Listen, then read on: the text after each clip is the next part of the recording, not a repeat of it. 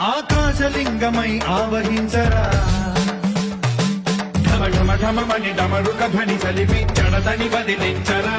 శ్రీవాయులింగమై సంచరించరా